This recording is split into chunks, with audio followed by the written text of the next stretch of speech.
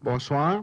Au nom du Centre de l'Universalité, je vous souhaite la bienvenue à cette conférence du 12 octobre 1984, conférence intitulée « Les enseignements du Nazaréen » avec Daniel Kemp.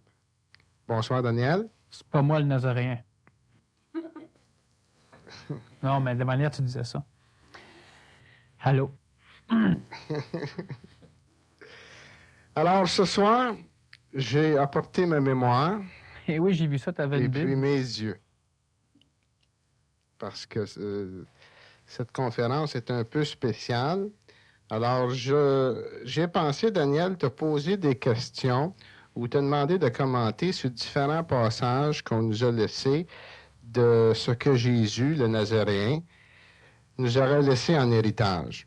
Et puis, j'aimerais que tu les commentes. C'est original, c'est la deuxième conférence qu'on va faire sur le Nazaréen.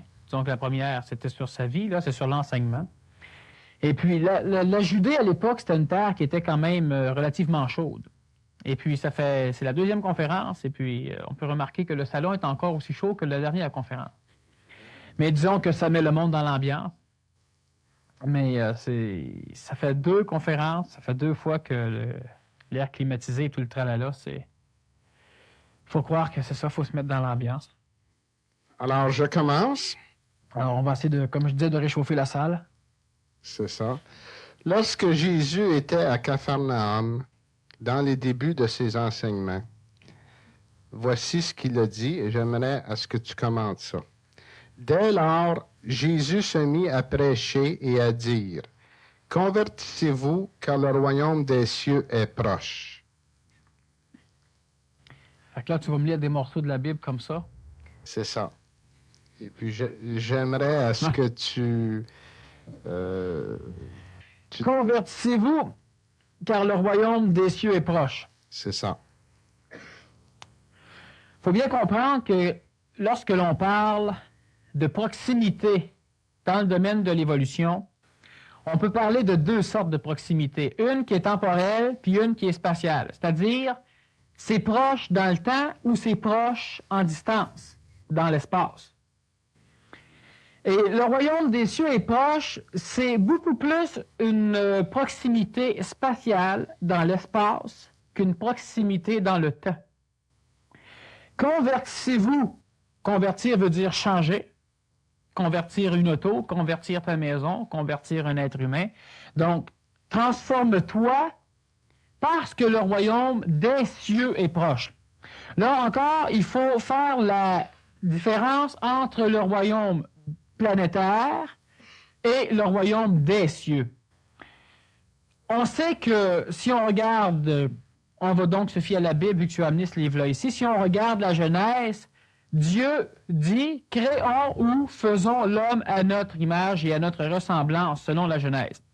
Maintenant, on peut remarquer qu'en réalité, du moins dans la vie, l'homme créa Dieu à son image et à sa ressemblance et il le plaça dans le ciel pour après ça faire plein de conneries et remettre la responsabilité de toute leur création dans les mains de ce Dieu-là. Il y a le ciel, il y a les cieux, selon le Nazaréen, selon Jésus.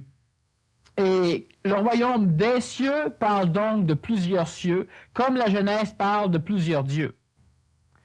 En fait, il y a 3 cieux, un ciel et un domaine planétaire. Ce domaine planétaire-là va contenir le ciel. Et à l'extérieur du domaine planétaire, donc à l'extérieur de ce que l'homme peut connaître, il y a les cieux. Convertissez-vous parce que le royaume des cieux est proche, veut dire par là que si tu te transformes toi et tu devrais te transformer, d'ailleurs le Nazaréen a donné d'autres détails sur la transformation, le pourquoi, le comment et le vers quoi. Si tu te transformes, c'est que tu te mets en état de pouvoir recevoir des énergies divines des dieux dans les cieux et non pas du Dieu dans le ciel.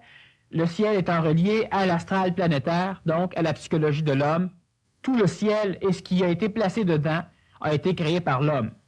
Dans le ciel, on a des anges, des archanges. On a une représentation dans le ciel planétaire d'une chose similaire qu'on peut retrouver dans les cieux. Maintenant, il n'y a qu'un ciel. Par contre, il y a 3 cieux. Alors, se convertir, se transformer, c'est se mettre en état de pouvoir recevoir des énergies. Le baptême est une forme de conversion. En te baptisant, tu peux recevoir l'Esprit Saint, l'intelligence active ou l'énergie supramentale, c'est la même chose. Donc, te convertir veut dire te transformer. Par la conversion, il y a évidemment la purification, mais qui est surtout symbolique lors du baptême. Là, tu as expliqué ce qu'était le ciel un peu. Peux-tu expliquer ce que sont les trois cieux avant d'entrer dans la définition du royaume? Ben, vois-tu, le royaume des cieux, c'est simplement être capable, à un moment donné, de pouvoir connaître ce qui se passe à l'extérieur de l'enveloppe planétaire. Donc, à l'extérieur du ciel, il y a les cieux. L'âme va au ciel. C'est normal. L'âme, c'est la psychologie de l'homme. Et à la mort du corps physique, cette âme-là va être réingurgitée, c'est-à-dire va être digérée par l'astral planétaire, c'est-à-dire par le ciel. Maintenant, l'esprit, lui, n'est pas relié au ciel, il est relié aux cieux. Donc, l'esprit va être, disons, une représentation du souffle divin ou de l'énergie vitale divine, sauf ce qui a porté, disons, certains conférenciers à appeler l'énergie supramentale l'énergie éthérique par rapport à l'ancienne énergie éthérique qui est le vital de l'homme. Alors, dans l'Antiquité ou dans les traditions conventionnelles, on a l'énergie physique, la forme matérielle, l'énergie éthérique ou vitale, qui est la vie, l'énergie astrale, l'énergie mentale. Mais le souffle de Dieu, donc l'esprit, qui lui est tributaire des cieux et non pas du ciel, donc non pas de la planète Terre, le souffle de Dieu, selon un terme ésotérique, souffle dans le domaine matériel, c'est l'énergie vitale, le souffle de Dieu, donc l'éthérique de Dieu, l'énergie supramentale, ce qui n'est pas l'éthérique humain ou le vital. Ce royaume-là, c'est simplement, disons, un royaume, c'est une chose qui n'est pas unique, qui contient différents blocs, et dans la terminologie, du moins employée par le Nazaréen à l'époque, évidemment, il faut toujours voir qu'il s'adressait à une population qui n'avait pas suffisamment de vocabulaire. Et le royaume était un endroit qui était dirigé par un roi, par un père ou par un dieu, pour aller quand même avec la conceptualisation de l'époque de ces choses-là. Alors, ce qui fait que le royaume de Dieu, je ne le définirai pas trop, à moins que par hasard tu aies des phénomènes au niveau de l'enseignement du Nazaréen qui vont, disons, m'amener à devoir définir. Lui, il l'a déjà défini de certaines façons. Alors, ce qui fait que se convertir, c'est se transformer. Se transformer, pourquoi? Parce que c'est pas en temps, c'est pas dans le temps que le royaume des cieux va arriver chez l'homme, c'est en distance. À l'instant même où tu vas réussir à pouvoir connaître ce qui se passe sur la terre, donc dans le ciel, connaître le physique, le vital, l'astral et le mental, tu es en train de te transformer. Tu es différent de la masse. Et te transformant, tu deviens donc en contact avec le cieux, les cieux, disons le premier cieux, qui est l'énergie supramentale. Comme je te dis, le Saint-Esprit, c'est ça, qui descend sous forme de ce que tu voudras dans la psychologie de l'homme, hein, pour le traduire, pour le transcrire, pour le transmettre. Mais c'est quand même cette énergie-là qui est le souffle de Dieu, donc qui est le corps éthérique, donc qui est le supramental dans notre terminologie aujourd'hui, mais qui à l'époque pouvait être appelé l'Esprit Saint, l'Esprit pur, l'Esprit Saint, le Saint-Esprit, celui qui amène l'homme saint d'esprit. L'Esprit, on veut dire par là évidemment le niveau mental, et automatiquement, ben, c'est l'énergie, l'intelligence active, c'est le savoir instantané, c'est ce qui était l'Esprit Saint, et c'est l'énergie supramentale. Alors, le royaume des cieux est proche en espace, pas en temps. En temps, il est aussi loin que toi, tu veux qu'il soit loin, et il est aussi près que toi, tu veux qu'il soit près. Maintenant, il y a une démarche à parcourir, et cette démarche-là, c'est la conversion. Convertir ne veut pas dire croire. C'est un début. Si tu ne connais rien et tu ne crois pas, tu commences par connaître, apprendre que ça existe. Après ça, tu dois croire que c'est ça. Tu risques de te faire tromper, de te tromper de temps en temps, mais du moins, c'est une démarche. Et lentement, ce que tu crois, tu dois le convertir en connaissance. Et ça, le mental va le faire. L'astral va croire. L'entité physique et vitale va découvrir. L'astral va croire. Le mental va comprendre. Tu es converti. Et là, tu as accès à l'Esprit Saint, donc à l'énergie supérieure, au royaume des cieux. Alors, pour résumer, c'est donc dire que, selon toi, ce qu'il voulait dire, c'est, lorsqu'il a dit que le royaume des cieux est proche, c'est que le royaume des cieux est en nous, ou nous entoure. Non, toute la conversion et toute la démarche possible est en toi. Ce qui fait que tout ce qui est en toi te met le royaume des cieux à la portée de ta main facilement. Mais le royaume des cieux n'est pas en toi. Et le Nazaréen... Il n'est pas manifesté. Non. Mais il est là. Tout est là. Le royaume du ciel est en toi. Le ciel au complet est en toi. Continue, tu vas voir. OK. Alors, je passe à un deuxième enseignement qui est dans les meurtres et colères. Vous avez entendu qu'il a été dit aux anciens, « Tu ne tueras pas. Celui qui tuera sera passible de jugement. Et moi, je vous le dis, quiconque se fâchera contre son frère sera passible de jugement. » Alors, j'aimerais ce que tu commentes là-dessus. Disons que le mot important à l'intérieur de ça, c'est jugement. Oui. Alors, disons que, qu'est-ce que le jugement? Pourquoi juger? Pourquoi ne pas juger? Celui qui juge d'une certaine manière, de la même manière, il sera jugé. C'est un enseignement du Nazaréen. Là, je te résume, disons, Pourquoi et qu'est-ce que le jugement? Vas-tu juger quelqu'un? Disons que je vais expliquer ça d'une façon... Lui aurait pu l'expliquer de la même façon, d'une façon plus spirituelle, disons que expérimentale, même si c'est similaire. Si à l'intérieur de toi, tu perçois à l'extérieur quelque chose, un individu, par exemple, qui commet un acte, et toi, à l'intérieur de toi, tu vas prendre l'individu, c'est-à-dire ce que tu en perçois, et tu vas le placer dans un endroit qui va être le mal. L'individu est mauvais. Hein? Il est mal, il est mauvais. Ce qui fait qu'en toi, tu devras ouvrir une porte. Le mal, prendre l'idée et la perception de l'individu et le placer à l'intérieur et refermer la porte. Tu viens de juger l'individu, tu l'as catalogué comme étant mauvais.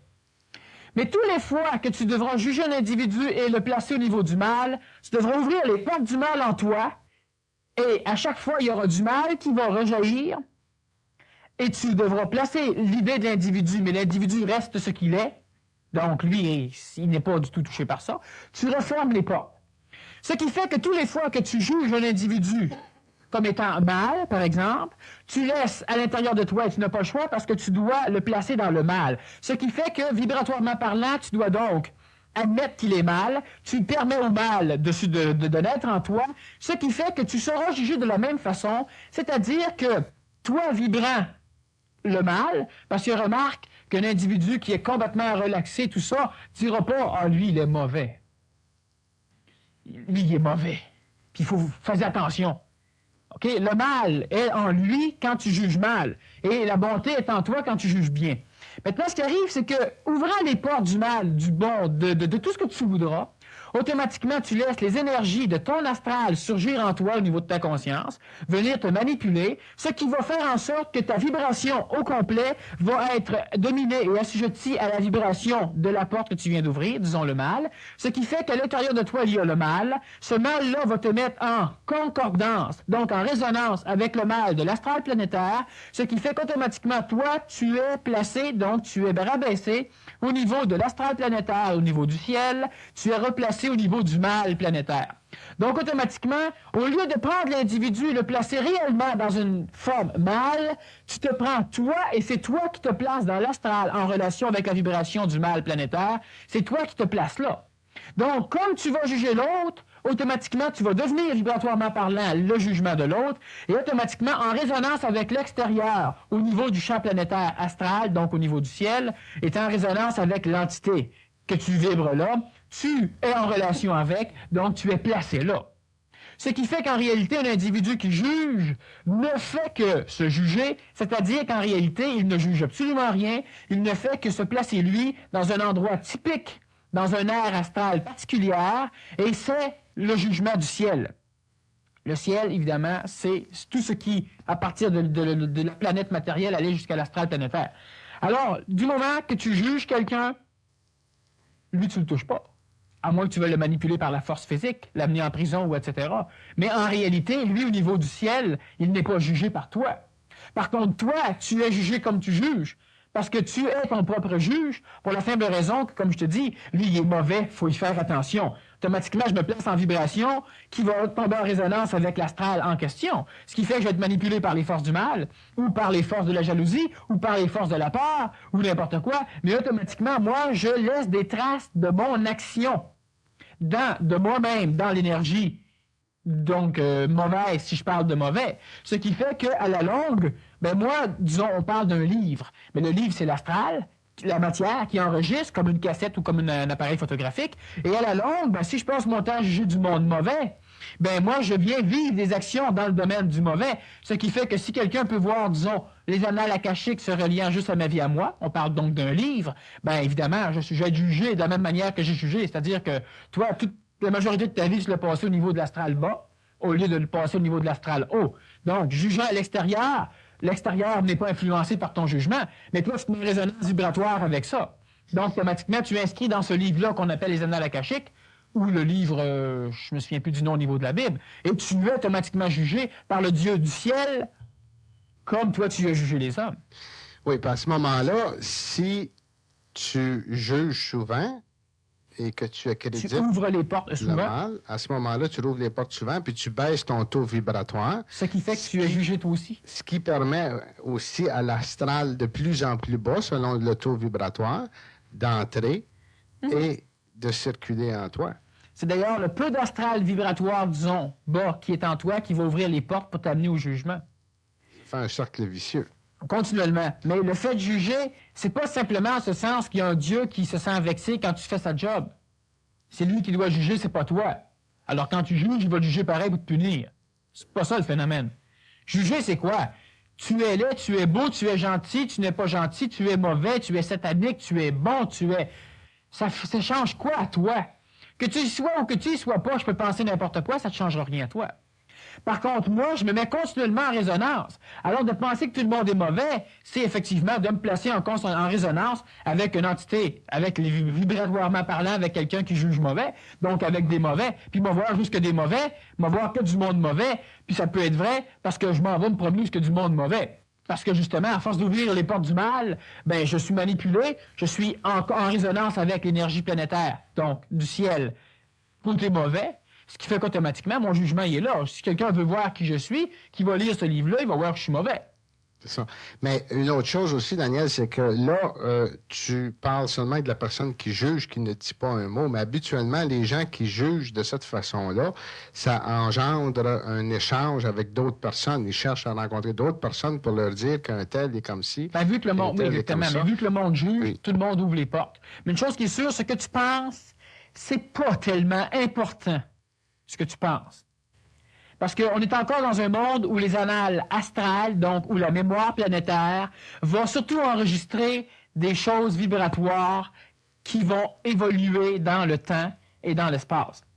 Donc, parce que c'est lié au temps directement et c'est un temps astral. Ce qui fait que tout ce qui est astral va être enregistré dans les mémoires de l'astral, ce qui est vital ou physique. Bref, ce qui est plus lent ou égal. Le mental, presque pas. Par contre, si tu parles, la vibration, elle est reliée au temps matériel. Elle a une vitesse, mais qui est quand même suffisamment lente. La lumière est beaucoup plus rapide que le son. Et automatiquement, si tu parles ou si tu agis, les gestes, ça, c'est mémorisé. Ce que tu penses n'est pas tellement important. Ce que tu dis est vachement plus important. Mais c'est sûr que si tu le penses régulièrement et continuellement, à la longue, ça finit par te gruger. Mais une parole vaut beaucoup, beaucoup, beaucoup de pensées au niveau du jugement. Maintenant, là, on a regardé, lorsqu'on juge, on a regardé le côté lorsqu'on condamne. Maintenant, lorsqu'on juge et on accrédite. Même chose, tu vas être jugé de la même manière. Si tu ouvres les portes du bien, automatiquement, tu te mets en relation avec le bien. Donc, automatiquement, si tu vas incruster de ton passage dans les annales spirituelles hautement vibratoires, donc dans le bien, et quelqu'un qui pourrait lire les annales akashiques se reliant directement à ta vie, verrait que tu es bien. Parce que tu juges bien, et ce qui fait que tu es placé au niveau du bien. Mais c'est le même phénomène au niveau du jugement. Mais ce qui va arriver, c'est qu'un individu qui juge en bien va aussi juger en mal.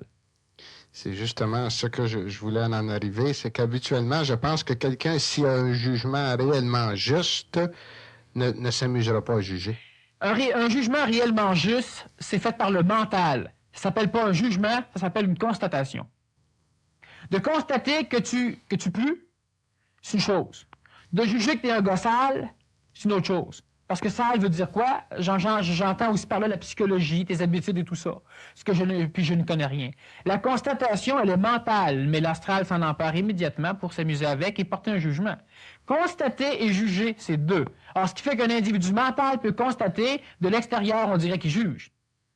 Nazaréen portait souvent des constatations. À un moment donné, il appelait les races des races de vipères, puis etc. Bref, il leur parlait dans leur langage pour qu'ils comprennent.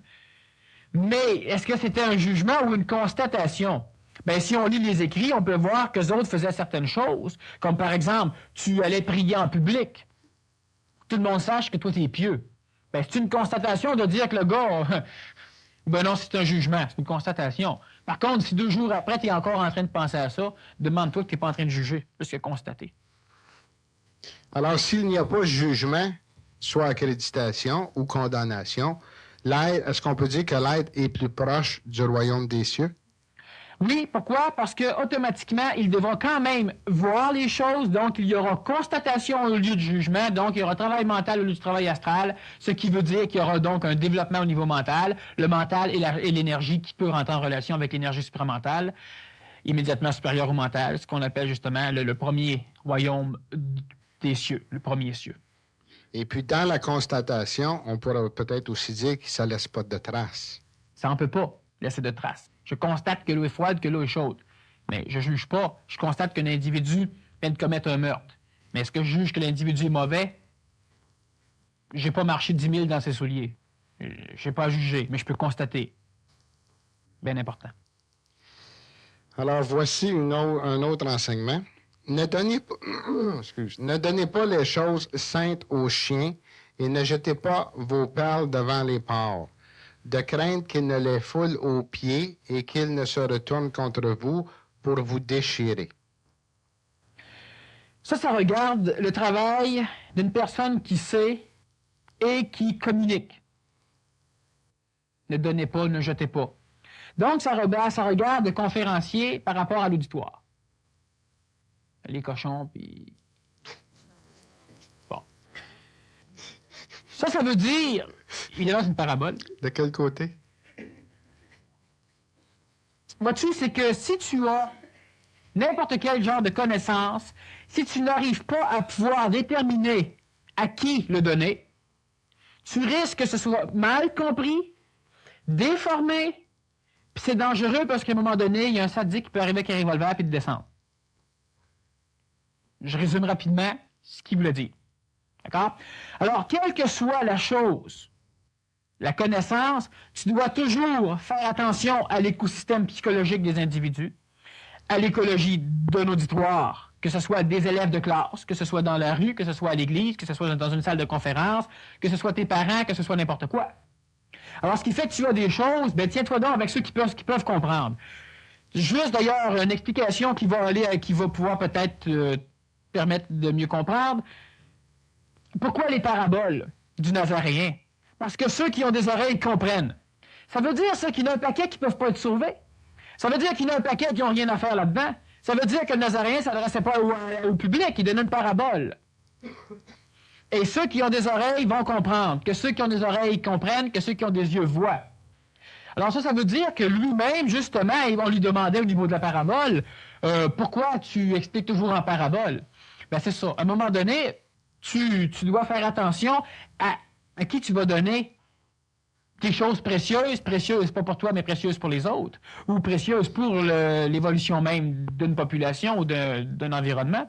Alors, tu ne jettes pas ça aux chiens, aux cochons, c'est-à-dire que si tu aurais de la bonne nourriture, que toi tu aimerais, ou tu aurais, là, demain, on fait une relation, et une parabole, c'est quand même une relation avec quelque chose de matériel, ce qui est le meilleur moyen d'arriver à faire comprendre quelque chose quand même à une masse, du moins une masse qui n'est peut-être pas prête.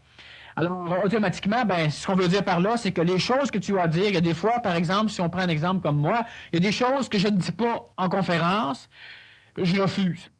Bon. Il y a des choses que je ne dis pas, mais que je vais dire dans des conférences, disons, plus spéciales, où, à un moment donné, ben, à la longue, disons que le public finit par être prêt, puis on peut s'ouvrir.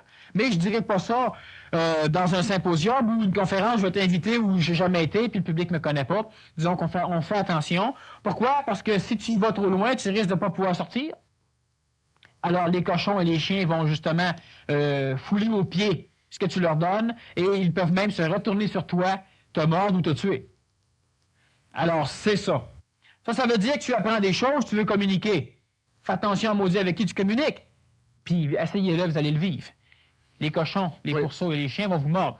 Ça peut être vos parents, ça peut être, bon, ben là, on prend l'expression du Nazaréen, mais il y a une chose à faire, c'est qu'il faut faire attention à qui on communique nos choses, surtout à ceux qui connaissent un peu plus. Mais je pense qu'en général, les gens qui cheminent, qui atteignent justement un certain niveau de connaissance, ils commencent à penser qu'ils connaissent des choses et qu'ils communiquent à d'autres à l'extérieur, le vivent, ça. Et ils le vivent certains parce qu'ils jettent tout au pourceau.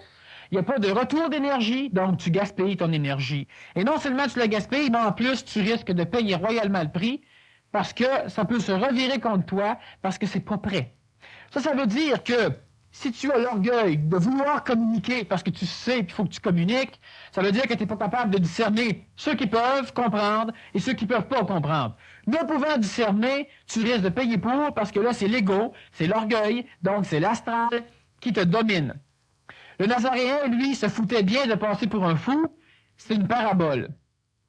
Maintenant, il faut bien aussi remarquer que les apôtres n'étaient pas du monde extrêmement brillant.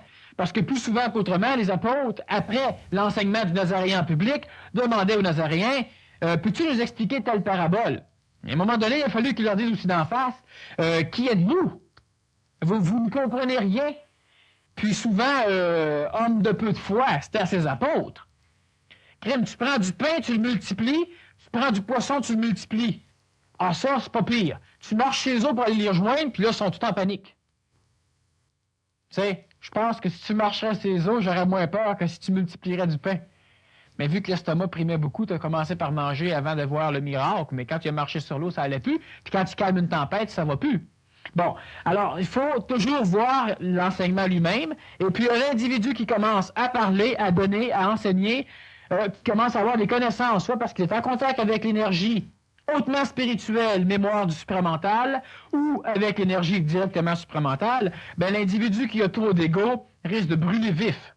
Il risque d'être détruit par le fait justement qu'il veut communiquer, l'orgueil de communiquer, l'orgueil de montrer que l'on sait, et souvent l'orgueil, pas de le montrer, mais de se le dire à nous. Le prouver, nous autres. Oui, donc on le montre, mais on se le dit à nous. Pas, Daniel, qu'il y en a qui vont cheminer pendant 10, 12, 15 ans à lire tous les bouquins qui peuvent mettre la main dessus. Puis là, à un moment donné, ils trouvent quelque chose, alors ils sont prêts à tout y aller, sauf qu'il n'y a pas rien. Ce qu'ils ont maintenant qui est précieux pour eux, ils le donnent à n'importe qui parce que ils veulent le faire. Ça, c'est l'ego, c'est l'orgueil qui s'exprime.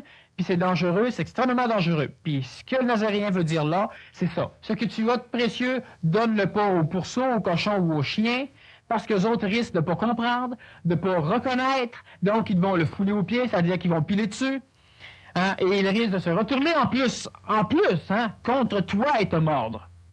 Fait qu'il faut que tu fasses attention à ta barouette, ce qui fait qu'à un moment donné, un conférencier ou n'importe qui ne veut pas dire, ben, tu veux le forcer à le dire, il ne veut pas le dire. Si lui sait pourquoi il ne veut pas le dire, s'il te le dit, tu risques de payer pour.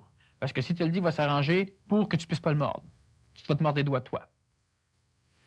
Maintenant, si on revenait aux paraboles, tantôt tu as mentionné que la parabole était faite pour ceux qui pouvaient comprendre, mais est-ce qu'il n'y aurait pas aussi, Daniel, quelque chose dans la parabole qui fait que selon chacun qui écoute ou qui commence à lire les paraboles, selon son taux vibratoire, a une compréhension allant avec son taux vibratoire?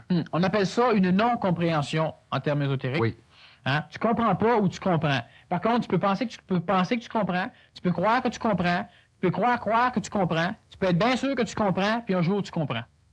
Alors, la parabole est quand même faite justement pour ça. Il y a ceux qui ne peuvent pas comprendre, il y a ceux qui sont susceptibles de comprendre, puis il y a ceux qui savent. Alors ça, c'est la trilogie raciale ésotérique.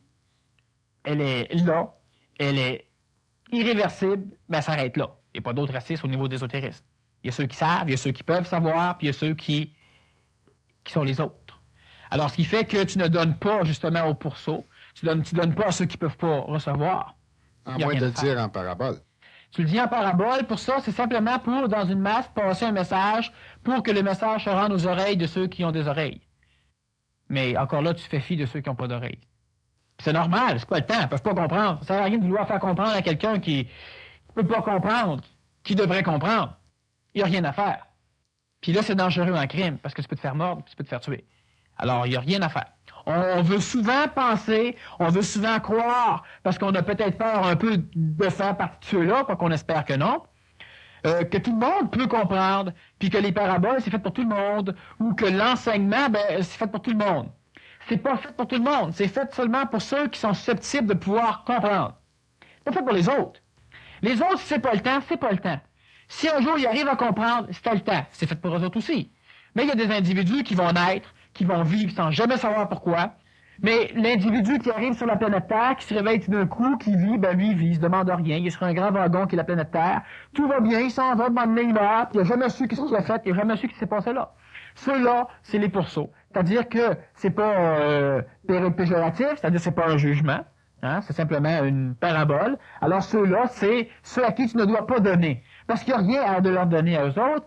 La vie va se charger, pas toi, la vie va se charger de leur donner ce qu'ils ont besoin pour un jour, beaucoup plus tard, beaucoup de jours après, n'est-ce pas, quelques milliers de jours après, arriver à pouvoir peut-être faire partie de ceux qui comprennent.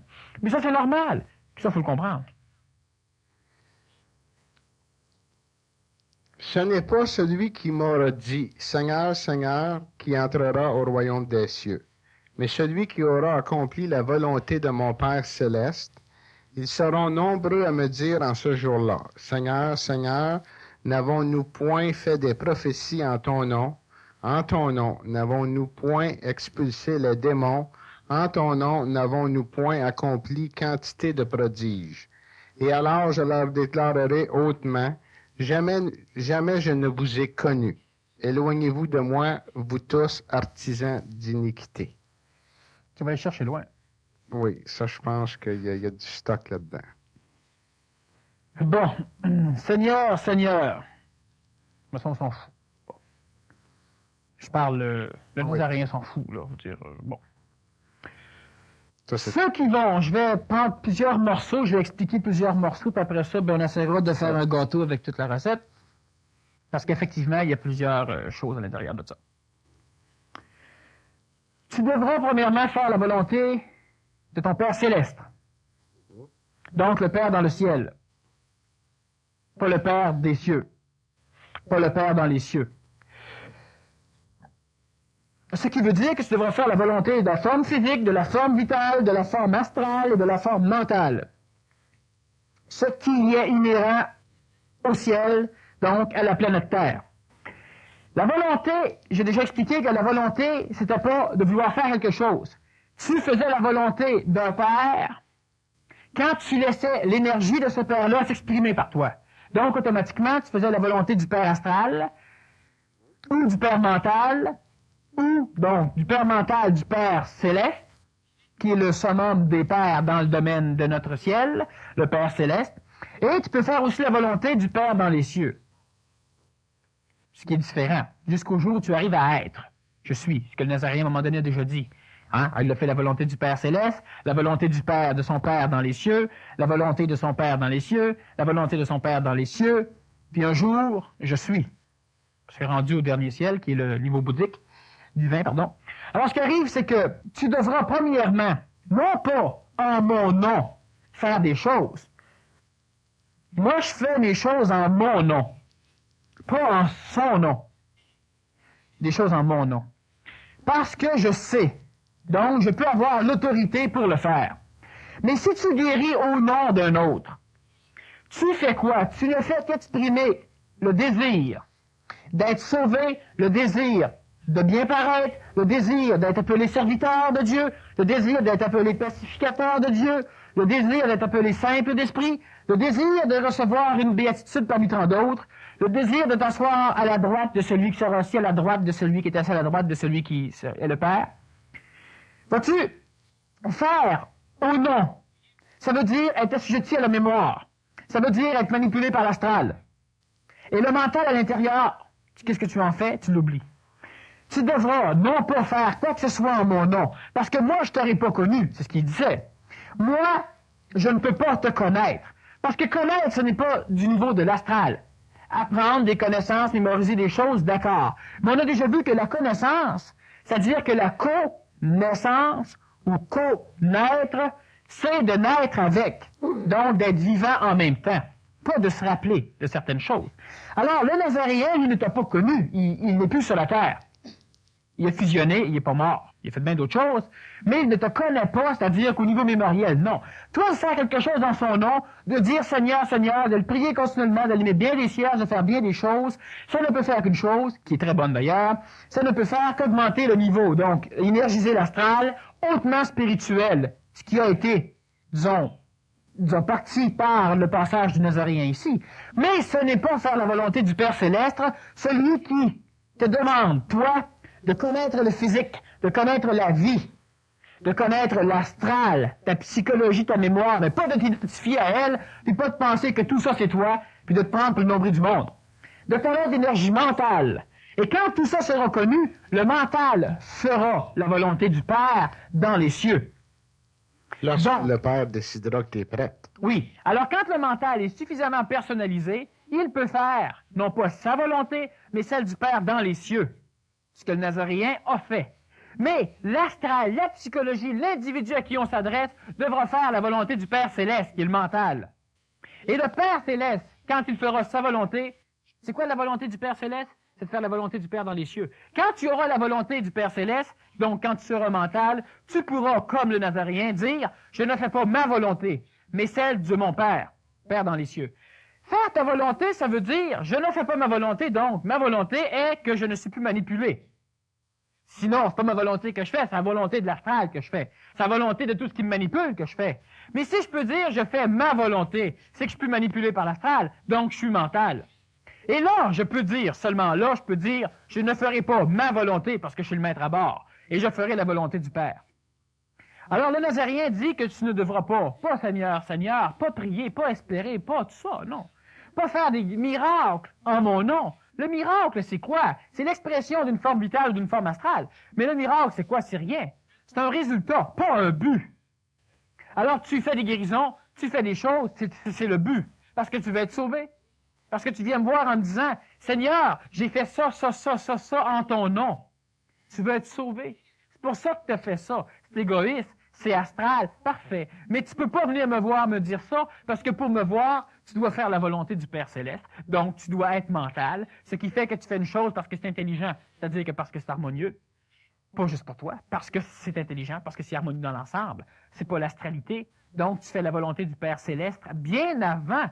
Et quand tu auras fait la volonté du Père Céleste, ben, tu pourras être en contact avec le Père dans les cieux, ça va de soi. Alors, ce qui fait que n'entrera pas dans le royaume des cieux que celui qui aura fait la volonté du Père Céleste. Et le royaume des cieux, c'est les 3 niveaux de royauté, disons, des cieux, qui sont à l'extérieur, extraplanétaire, à notre ciel planétaire. Donc, quand tu as fait la volonté du Père Céleste, tu es assujetti au niveau mental, tu as la volonté, tu exprimes l'énergie mentale, donc tu peux contrôler les éléments ici, tu peux contrôler l'astral, le vital, donc opérer des guérisons, tu peux contrôler le physique. Automatiquement là, quand tu auras fait la volonté du Père Céleste, tu seras admis ou tu pourras être admis dans le royaume des cieux. Pas parce que tu fais des miracles, tu fais disparaître des Boeing.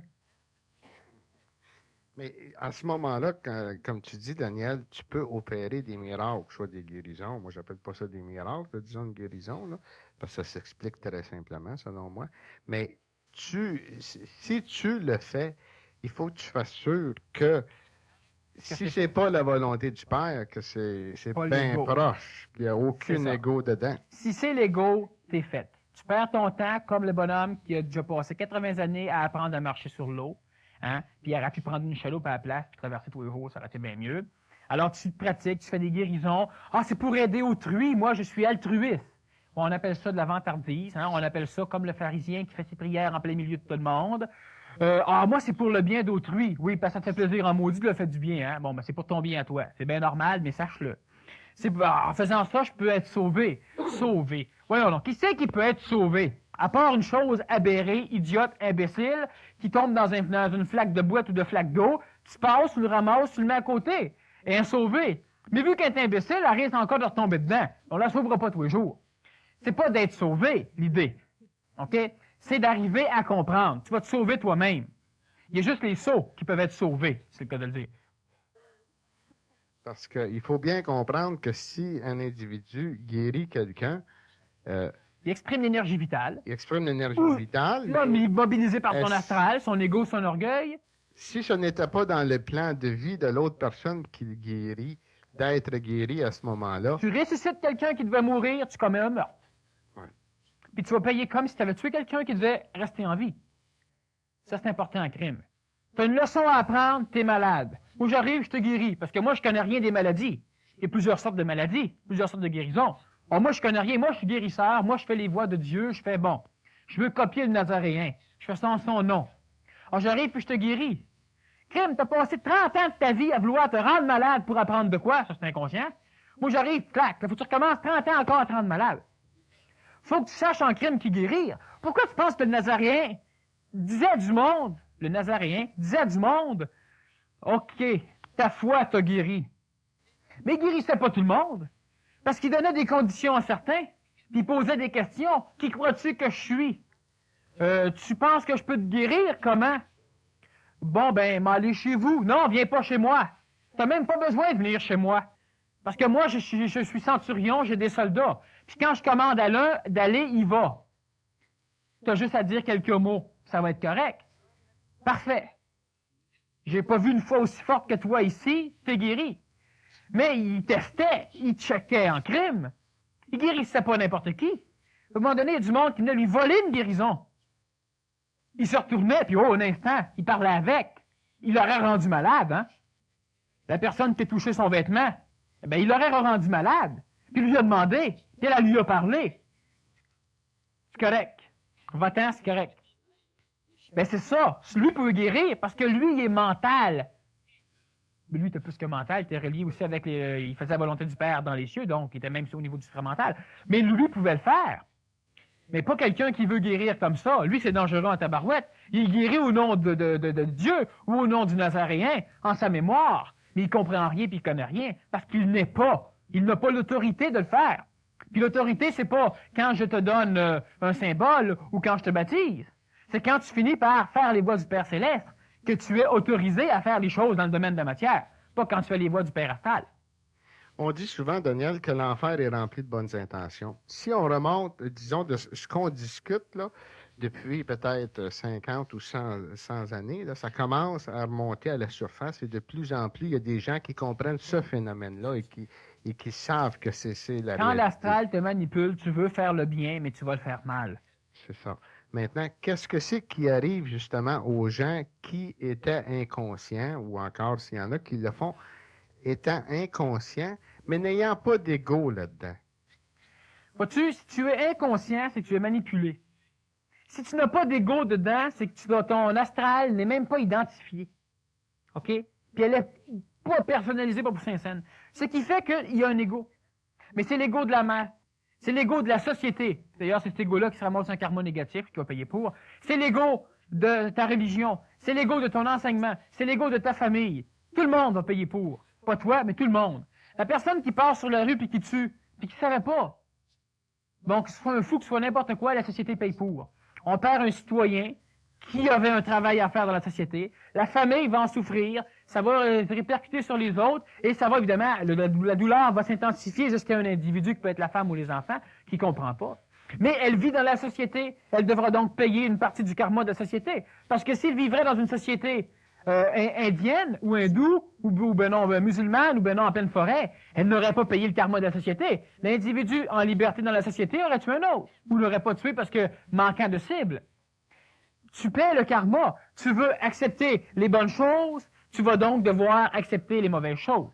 Une société, c'est ça. C'est bâti par tous les citoyens, mais ce n'est pas aucun des citoyens. Alors, ce qui fait que tu payes la société, qui s'enrichit la société. Toi, non. Mais c'est toi qui payes. Alors, c'est la même chose. Tu commets pas d'acte, mais tu veux bénéficier des centrales des centrales hydroélectriques qui détruisent l'écologie, ben, tu devras payer pour. Tu veux bénéficier de ton essence pour rouler en auto? Il y a des guerres en Iran, en Irak, il y a des guerres un peu partout pour te fournir l'essence. Tu devras payer pour. Tu veux bénéficier du canal de Panama pour recevoir ta marchandise, tes bananes, tes oranges, tout ce que tu voudras. Ben, à un moment donné, ça se bat là-bas. Tu devras payer pour. Tu veux bénéficier de la société, tu devras payer du karma de la société. C'est normal. Alors, l'individu qui n'a pas d'ego vit où? Il devra payer pour. Le karma de tous ceux qui, de l'ego national, de l'ego sociétaire, de l'ego religieux, de l'ego familial. Lorsqu'il est inconscient.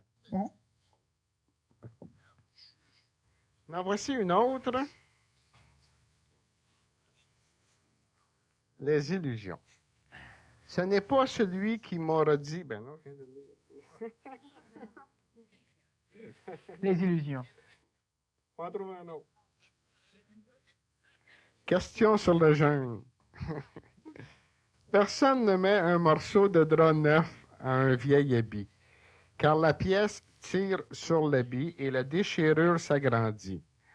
On ne met pas non plus du vin nouveau dans de vieilles outres, sinon les outres éclatent. Le vin se verse et les outres sont perdues, mais on met le vin nouveau dans les outres neuves et les deux se conservent. Ça, c'est connu, je pense. Ça. Très connu, outre, oui. je sais quoi, C'est très connu, mais je pense que ça peut, disons que si on regarde le côté parabolique, là, ça peut avoir plusieurs significations. Ouais, ça en a une réelle. J'aimerais, justement, c'est pour ça que je l'ai souligné, pour avoir la tienne. Vois-tu, le Nazaréen, tu parlais du jeûne, donc ça me replace un peu si je fouille au niveau de tes mémoires.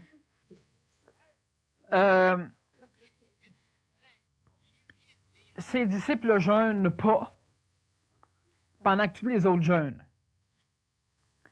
Alors on lui demande, puis lui explique justement, et patati et patata, que c'est pas ce qui rentre qui va souiller, puis à un moment donné, il s'en va au niveau, il explique cette parabole-là. Cette parabole-là explique simplement que vous jeûnez tout le monde, parfait. Fait que moi, je jeûnerai pas. Ça va vous frustrer, on appelle ça briser des formes en langage d'aujourd'hui. Briser des formes. Pourquoi briser des formes? Parce que si tu prends une nouvelle connaissance, une énergie nouvelle, on est au niveau plan supramental présentement, et tu fous ça dans des vieux concepts, des vieilles conventions, une religion qui date de 2000 ans, qui n'a pas changé, des choses que tu crois parce que tu les as appris ou parce que tout le monde y croit ou parce que, etc. Moi, j'arrive avec de quoi de neuf, je te mets ça là-dedans, je brise les urnes, les outres. Pourquoi? Ben c'est ça. Il y en a qui se suicident, il y en a qui paniquent, il y en a qui sont à Saint-Jean-de-Dieu, Louis-Hippolyte Lafontaine, disons, pour changer le nom. Alors, c'est ça. Tu dois donc briser, c'est-à-dire que tu dois lentement transformer, adapter. Vous devez briser vos concepts, perdre vos croyances. Vous devez abandonner le vieux. Ça ne veut pas dire de faire un lavage de cerveau, mais ça veut dire qu'au niveau de l'importance que tu attaches aux choses qui sont vieilles, ça, cette importance-là doit disparaître. Donc, tu as des connaissances mémorielles, mais tu n'attaches plus d'importance. Tu es donc une outre neuve, dans laquelle on va pouvoir mettre du vin neuf et on ne risquera pas de briser. Tu as un vieux vêtement, ce vêtement-là, à cette époque-là, disons, on parle de tissu là, qui déchire. Si vous essayez de mettre une patch après vos pantalons, ben ça ne déchirera pas le pantalon. Mais à cette époque-là, les vêtements étaient surtout faits en peau. C'est des vêtements qui étaient foulés, qui étaient tannés. Alors, donc, à un moment donné, ces vêtements-là, ce qu'ils font, c'est qu'ils rétrécissent. Au lavage, etc., c'est le cuir. Hein? Bon. Avec la majorité des soies végétales qu'ils prenaient à l'époque. Alors, ce qui fait qu'une pièce de tissu neuf, à cette époque-là, si tu cousais dessus, ben après le lavage, elle rétrécissait. Ce qui fait qu'elle va accentuer la déchirure dans le vêtement. Alors, c'est pour ça que, disons, que c'est pas compréhensible aujourd'hui, là, ben, à l'époque, c'était bien brillant de dire ça, parce que c'est ce qui se passait. Fallait que tu salisses au coton la pièce neuve, la rendre vieille, pour l'adapter là. Mais salir une pièce neuve pour la rendre vieille, donc quand t'es la bonne grandeur, là, tu fais à coudre, elle fera rien, ça veut dire être diplomate. Ça veut dire, premièrement, soit faire des paraboles, mais la parabole, c'est pas encore assez souillé. Ça veut surtout dire de rien dire, puis essayer de t'organiser pour plaire à tout le monde, même si tu as des nouvelles connaissances, mais en essayant de les déformer pour plaire à l'ancien vêtement. Alors, ce qui fait que les... Ça, c'est du point de vue du conférencier, donc. Ouais, mais le conférencier fait même pas ça, il brise des formes aujourd'hui. Mais pendant longtemps, il a fallu qu'on fasse ça parce qu'on en a tué et on en a mis en prison pour bien moins que ça. Tu avais un qu'à dire que la Terre était ronde, puis pour ça, c'était vous en prison. Alors, il ne fallait pas que tu ailles leur dire en plus qu'il y a plusieurs dieux, puis blablabla. Bon. Alors, ce qui fait qu'aujourd'hui, tout ce que tu fais, c'est que tu brises des formes, hein? Et puis, donc, les outres sont neuves, le vêtement est neuf, tu es fin prêt, et là, on peut mettre un vin nouveau à l'intérieur de tout ça, ce qui fait qu'automatiquement, il n'y a pas de problème. C'est ce que ça veut dire. Alors, quand les pharisiens, puis tous ces mecs-là, venaient dire aux Nazaréens, imagine-toi, c'était pas lui, il fallait aller dire ça, que ces apôtres devraient jeûner parce que c'était le sabbat. Premièrement, lui va leur dire que l'homme n'est pas fait pour le sabbat. Le sabbat était fait pour l'homme. Alors donc, l'homme peut transformer le sabbat comme qu'il veut. Et puis, c'est ça. Les autres, etc. Fait que moi, j'ai ma gang d'hippies, on bouffe. Puis on se lave pas les mains, puis c'est pas grave. Puis les autres, ils se lavent les mains jusqu'au coude, selon ce qui leur a été enseigné par Isaïe, puis etc. Puis le Nazaréen, ils haïssaient justement ceux-là. Et puis, juste pour la tradition, puis tout allait bien, puis c'est bien le fun. Tu arrives là-bas avec ta gang, tu fais des guérisons, tout le monde commence à te croire, puis tu es carrément à l'extérieur du sabbat. Il a même fait des guérisons dans le sabbat. Bon, c'était bien niaiseux. Est-ce que c'est interdit de mourir pendant le sabbat? Bon, on peut aussi guérir pendant le sabbat. Lorsqu'il est arrivé, à ce moment-là, il y avait beaucoup de formes brisées parce que... Aujourd'hui, fais-moi confiance qu'il y en a en crime. Il faut briser le coup de hache parce qu'ils sont solides dans le Mais dans ce temps-là, il y en avait beaucoup à briser aussi. Il y en a beaucoup probablement plus autant qu'aujourd'hui. Oh, il y en a bien moins. Il y en avait moins dans ce temps-là? Aujourd'hui, tu fais des miracles, on te passe à la télévision, tu fais disparaître des Boeing puis des tours Eiffel, là, OK, je sais qu'il y a un organisme là-dedans, mais n'empêche que tu fais ça, puis le monde te traite de magicien. Ceux qui font des guérisons sont poursuivis en justice, pratique illégale de la médecine. Alors, je veux dire, aujourd'hui, il y a bien plus de... Le Nazaréen, ici, serait en prison, puis il aurait passé, à moins qu'il se passe à travers les murs, puis même là, on s'est organisé pour y trouver une loi qui leur a interdit de faire ça. Mais n'empêche que, je veux dire, veut pas, il y a bien plus de formes à briser. Oui, mais si on regarde les initiés qui ont atteint le niveau supramental, Daniel, on voit qu'ils ont justement pris l'intelligence, l'expérience du Nazaréen et ce qu'ils font, ce qu'ils ont fait et ce qu'ils font est beaucoup plus, pas caché, mais disons que les autres, ils ont... Oui, c'est ça, c'est qu'ils ont bâti des formes puis ils l'ont brisé. Oui, mais plus subtilement et puis moins, disons, ouvertement. Mais maintenant, il est temps qu'on commence à taper à coups de marteau. Le marteau, ça brise le cristal, mais ça forge l'acier. Oui, maintenant, OK. Oui, d'accord. Mais ici, là, ça, c'est du point de vue un peu de ceux qui connaissent. D'après moi, là, ce que c'est que tu as mentionné, tu t'adressais ou tu as donné des exemples de conférenciers briser des formes. Mais qu'est-ce que c'est que l'individu qui chemine, lui, est-ce qu'il peut en briser des formes lui-même? Bien, la vie va y en briser sous forme de Coran, disons que sous forme d'initiation vivante et rapide, qui va lui permettre, à un moment donné, ça brise la forme dans son concept. Parce que qu'est-ce qui fait briser les formes? Soit que c'est une autorité, ou c'est la souffrance, donc la vie. Le choix entre un ou l'autre. Les formes, faut qu'ils tombent. Fait que c'est la souffrance, parce qu'à force de penser de même, puis à force de souffrir, à un moment donné, de souffrir, tu te rends compte que tout ce que tu as pensé, c'était pas ça. Puis là, tu es en crise, tu peux souffrir encore plus, la souffrance. Puis là, à un moment donné, tu finis par faire le ménage un peu dans tes affaires, donc tu deviens une cruche un peu plus neuve. Cruche, c'est le terme d'aujourd'hui, c'était des autres à l'époque. Alors, ce qui fait que... Alors, toujours pour prendre les termes, là. Alors, ce qui fait que la souffrance t'amène à faire ça. Mais si tu n'as pas trop d'orgueil, tu souffres moins. Ce qui fait qu'à un moment donné, on en a déjà brisé des formes, la conférence, justement, le rôle de l'âme, je pense, de l'ego, en parlant de l'orgueil. Bon, mais ceux qui ont brisé des formes chez certains, sauf que ce monde-là, il y en a qui sont revenus, puis on va pouvoir parler bien mieux ensemble, travailler bien plus, la vie va pouvoir leur montrer bien plus de choses. Alors, on montre autant, mais avant, ils ne voyaient pas, parce qu'il y avait justement l'orgueil, un mur. Puis les formes, il faut que tu les brises. C'est quoi briser une forme? Une forme, c'est quoi? C'est simplement un concept qui garde une forme mémorielle, puis que toi, tu dis que c'est la réalité. Alors, à un moment donné, paf, c'est pas la réalité. La réalité, tu peux pas connaître. Alors, c'est qu'on brise tes formes. Et puis les formes, c'est ça. Quand on brise suffisamment de formes, on a donc devant nous un être nouveau. C'est plus l'être antique. C'est plus l'être qui supporte sous ses épaules 2000 ans de tradition. Ou 1000 ans de tradition, ou 500 ans de tradition, ou 20 ans de tradition. C'est un être neuf. Fait que tu mets de quoi de neuf dessus. Il va en faire une tradition, il va en faire une forme. Mais un jour, on brisera encore cette forme-là, puis on va lui donner un autre enseignement, il va encore en faire une forme, mais des formes de plus en plus fragiles.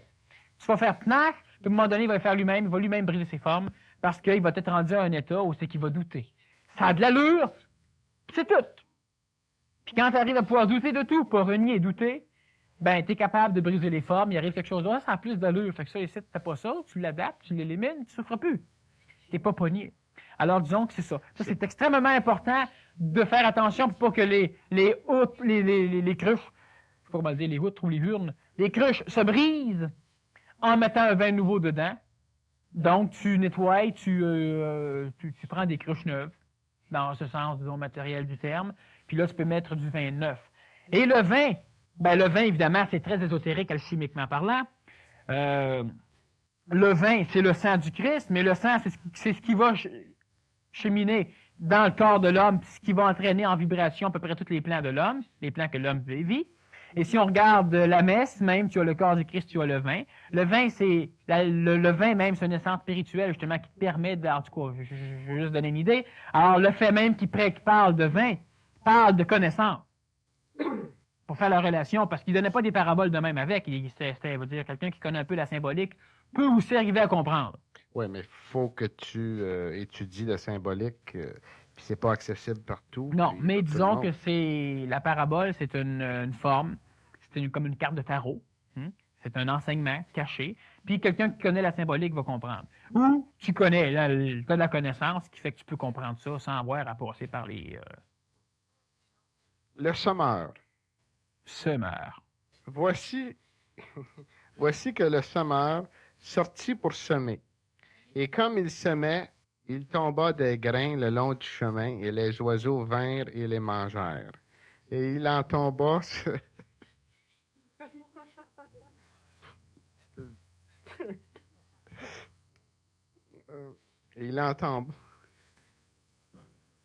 tomba sur des endroits pierreux où ses grains ne trouvèrent pas beaucoup de terre. Et ils levèrent aussitôt parce qu'ils n'avaient pas de terre en profondeur.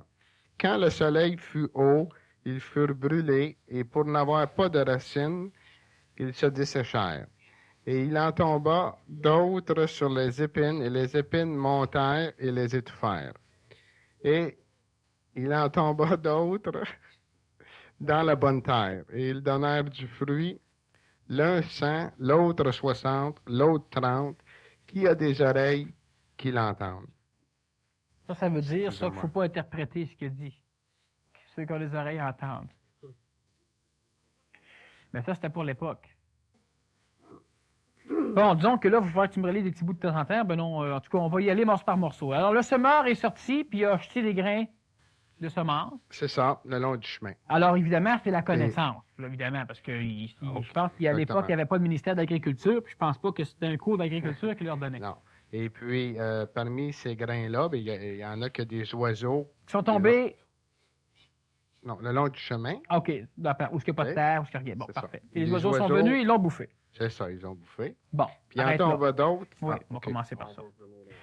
La connaissance même, tu la distribues dans un public de masse à un moment donné, ce qui est normal.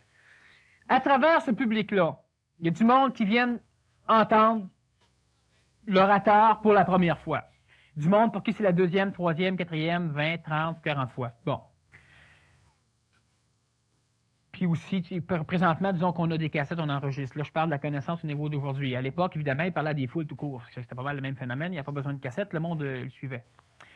Alors, ce qui arrive, c'est que la connaissance que tu jettes sur le bord du chemin, donc les graines qui tombent sur le bord du chemin et qui sont mangées par les oiseaux, c'est simplement la connaissance qui est donnée à un public, par exemple, un public qui n'a pas suffisamment d'identification mentale, donc un public psychologique, un public qui est astral, qui est psychologique, qui est émotif totalement, un public qui est donc assujetti à l'astralité planétaire, un public qui est manipulé par le ciel planétaire. Donc, les grains qui vont tomber vont être automatiquement digérés par Satan, par les forces du mal, par ces oiseaux dont il parle, lui, qui viennent, qui prennent, puis que le grain donne même rien de ce qui aura pu ressembler. Hein? Alors, ce qui fait que la connaissance, quand elle est donnée de masse, elle peut servir autant au mal qu'au bien. Mais là, présentement, elle est donnée sur un mauvais chemin, c'est-à-dire sur le chemin, et ça ne peut pas pousser. Les oiseaux voient le grain et viennent le bouffer immédiatement. Fait que même la connaissance supramentale, qui peut être répartie, et elle est répartie, on n'a pas le choix, un peu partout, comme le semeur va jeter son grain. Alors, automatiquement, si elle va dans un endroit, dans la psychologie d'un individu, où tout est rentré pour pouvoir aller astiner le libraire ésotérique du coin, ou pour pouvoir donner une raison à quelqu'un, tu viens par un titre, tu reviens pas après. Alors, tu viens, puis après ça, tu repars, ah, je savais, il pense comme moi, mais tu reviens plus jamais le voir. C'est tombé dans un endroit où il n'y aura jamais de pouce, où il ne va jamais rien se passer, puis là, tu vas t'en servir, toi, pour essayer de prouver que tu sais, pour essayer de dénigrer quelqu'un, etc. Alors, ce qui fait que la connaissance qui va sur le bord sous chemin tombe dans une psychologie qui est bassement astrale, c'est-à-dire vibratoirement parlant. Donc, une psychologie très orgueilleuse, très émotive. Bref, il ne va jamais rien se passer avec cette connaissance-là. C'est comme si tu n'avais jamais rien jeté à l'intérieur. Il n'y a rien qui va pousser. Non. Le semeur, il continue et il jette son grain dans un endroit où il y a peu de terre, sur les roches. C'est ça. Le grain pousse rapidement, étant donné que... Il faut qu'il pousse vite, là. Alors, ce qu'on va faire, c'est que c'est extraordinaire. Alors, on commence la deuxième partie avec ça avant de passer aux questions. D'accord? C'est rendu aux grains qui ont tombé Sur la roche. sur les pierres, c'est ça. Trop important. On continue après ça. OK, merci.